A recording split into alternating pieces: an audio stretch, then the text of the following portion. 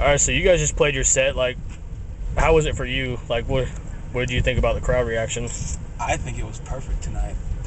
Because you have the kids that do know us, that have like been to our shows before, whether it was in a garage or a different venue, and then you have kids that have never seen us at the same time. And it's cool when both can interact and get lost in the moment. Just kind of get lost in the energy. Whether if it's some like smaller girl too scared to stage dive, and she just gets that little shove to go for it, and then before she's jumping all around and getting lost. Or if it's the kid that's seen us 1,000 times and still stoked to go off. Like it was, I think tonight was perfect. Yeah. All right, your new album, The Wrong Way, has been out for a little while now. Like, what's the reception been like for it? It's been cool. We had troubles with it being released and stuff. There was like delays with the plant and yada yada yada. So like our actual release date was early this spring, and then that just kind of fell apart. So like Pure Noise was awesome enough to like re-release it, like get more exposure on it, do more press on it and stuff like that. So we're pretty stoked on that. Kids seem to dig it. I feel like some of the songs have sunk in really well and some of them still haven't, but I think that's cool because I like playing songs live that no one is 100% sure about or feel like they've heard yet completely, or like, oh, I think I remember that song, and then they hear it and they're like, oh shit, like this is pretty cool. All right, can you tell us about the lyrical themes for the album? Yeah, Street Proud was more of an introduction to my life. Not to be like nihilistic or anything, but I just write about what I know, It was more like an intro to like certain pieces of my life and growing up and stuff like that. And The Wrong Way was more of an angry record from front to back. It was just over the years, like this stuff is compiled over, and it just like you feel like that's all you've come to know and come to learn, just like to be angry, especially in like going to hardcore shows where it's the music is very angry, very aggressive, and you feel like you're all there because you're angry, whether it's at the world, yourself, family, friends, drugs, just society in general, and you feel like you come here and everybody just be angry at one time. And I feel like I just needed to let it out of me. The whole record is a very, very angry record. It even the first song, the chorus is kind of like a spoof of an old hip hop song. It's definitely inspired. I take lines from it, but it's more how I wish I could go back to the way things were, where I was so naive and so oblivious to certain things in the world, where that they say ignorance is bliss, and it's definitely true, because the more you learn, the more you become stressed out, the more you learn to hate things, because things are so unfair as you get older. Things are so crooked. Things are so corrupted. It's almost like nothing stays clean. Like everything becomes tainted as you get older, whether it's your friends, yourself, everything you grew up loving, people you've admired, heroes and stuff like that.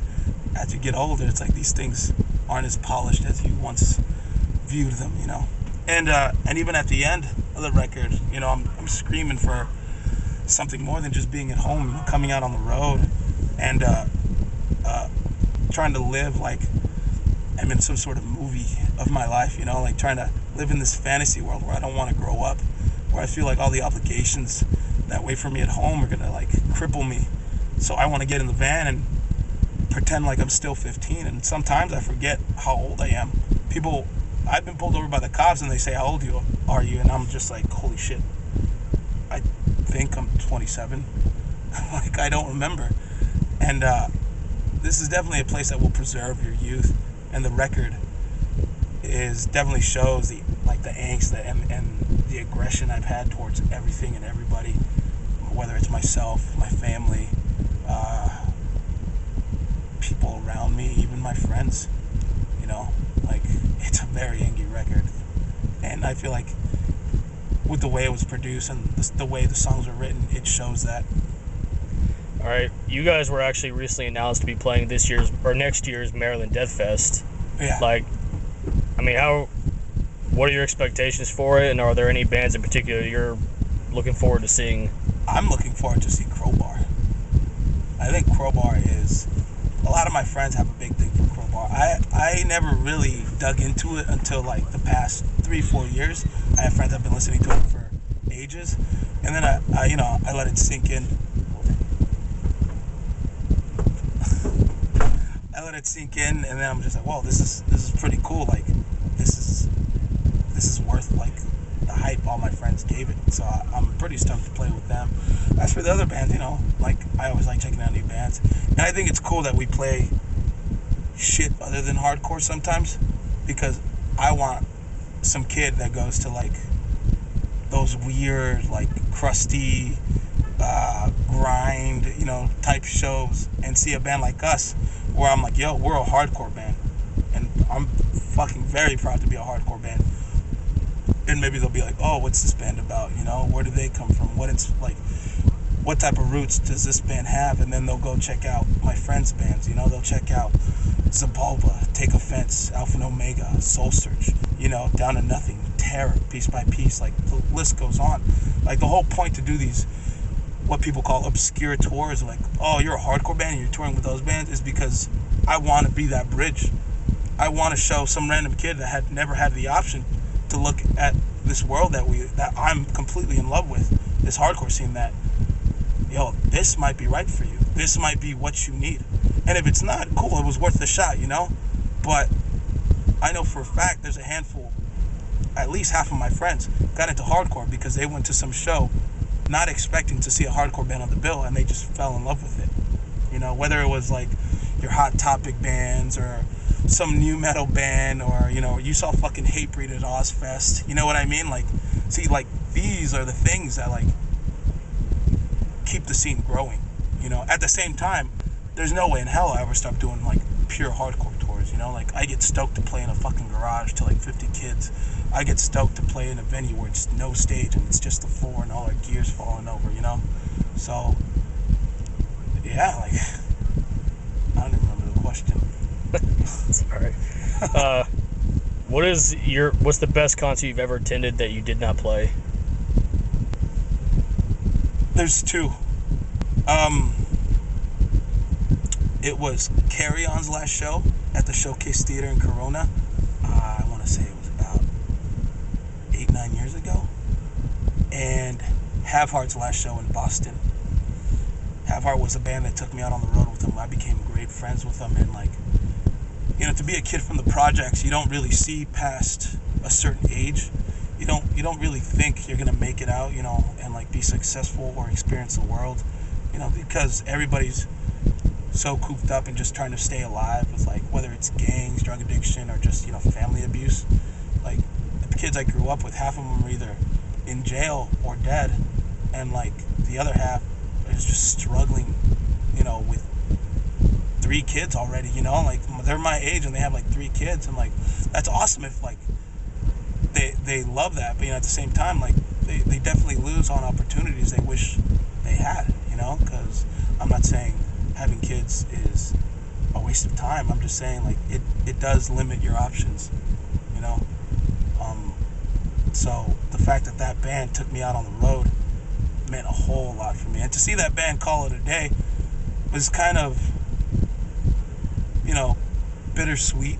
It's like, fuck, like, this is a band that did a lot for me, personally, like, straight up gave me money to eat while I was in a van and I was broke, gave me a place to stay when I was in Boston, like, they let me do merch for them and stuff like that. And so, like, to see them call it a day was, heartbreaking for a lot of us, but at the same time, fuck, man, if you could have been there.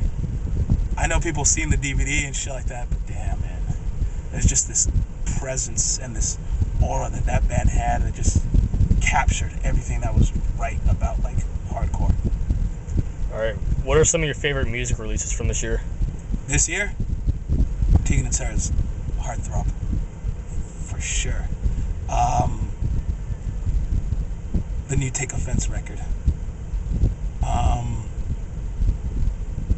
Actually, the new Harm's Way record. Trying to think. The Violent Situation demo. Kind of biased. It's also my brother's band. But that. Trying to think of other releases that came out. Have you checked out the new Nails? Oh, fuck, man. Abandon All Life? Yeah. We just played that shit straight through the other day. Half the van was stoned out of their mind. But fuck, man, I'm a huge Todd Jones enthusiast. I don't care what the fuck people say or what people's opinions are. Everything that dude has done has been fucking ill for me, you know? Yeah. What else? I'm trying to think of what came out. The new Straight from the Path? I haven't fucked with it. The thing is, I actually like that band because it's got this weird, like, Rage Against the Machine vibe to it with, like, this obscure, like, off-time shit at the same time. So, like, it's pretty cool. I'm waiting for the new Piece by Piece record. That's something I'm fucking waiting for. I grew up on Piece by Piece, and that's, like, something I'm legitimately excited for. So, yeah, the new Downpesser record, the new Linus record, like, these are all shit like, I get stoked on. That's all I can really think about. It's alright. Pretty much the Tegan and Sarah record was just instant. Alright, well, thanks for taking the time to talk to us. Oh, no problem, man. This is Brandon from Rise Above the Anchor at the Orpheum. Talk to you next time. Later.